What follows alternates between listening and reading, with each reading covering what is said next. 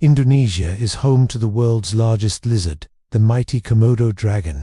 These ferocious predators can grow up to 10 feet long and weigh over 150 pounds. Their venomous bite can kill large prey, including water buffalo and deer. And while attacks on humans are rare, they can be deadly. This creates a serious crisis for the local communities who live in the shadow of these giant reptiles. So how does Indonesia deal with dangerous Komodo dragons in the wild? To answer this question, we spoke with experts from the Indonesian Ministry of Environment and Forestry, as well as conservation organizations working on the ground to protect both people and dragons. What we found is a fascinating and intense battle between man and beast. The Komodo dragon is a unique and ancient species found only in Indonesia. They are native to the islands of Komodo, Rinca, Flores, and nearby islands.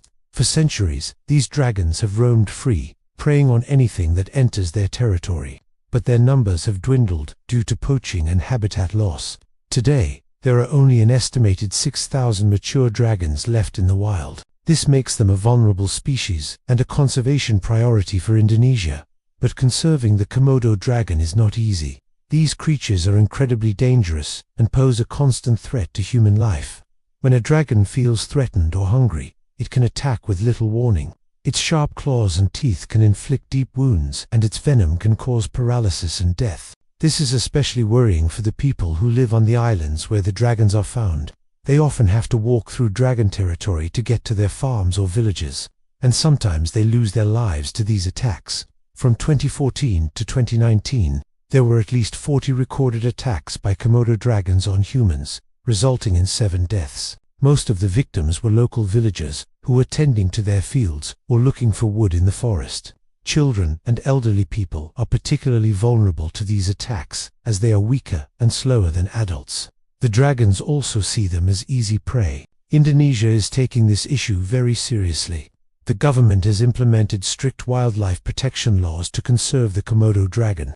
It has also set up crisis management teams on the islands where the dragons live. These teams monitor the dragon population, especially around villages and tourist areas. They also relocate aggressive dragons that wander too close to human settlements. But the government cannot do this alone. It needs the help of the local villagers to keep the dragons away from human settlements. Villagers are often reluctant to do this as they fear the dragons will return and attack them. However, the government has been working hard to change this attitude.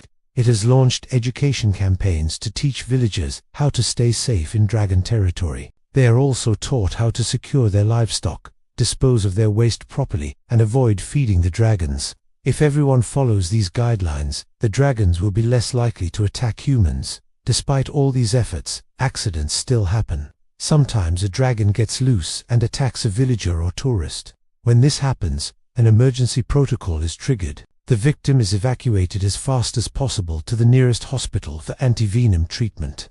This can be life-saving, but it is not always available. Many of the attacks happen in remote areas where medical facilities are scarce. This makes the situation even more dangerous. Indonesia is trying to strike a balance between conserving this unique species and protecting its people. It is a difficult task, but it is essential for the future of the Komodo dragon. If the attacks continue, the Indonesian government may be forced to relocate the dragons to a different island, which would be a disaster for conservation efforts. On the other hand, if nothing is done to control the dragons, more lives will be lost. The Komodo dragon is a magnificent creature that should be enjoyed by our great-great-grandchildren.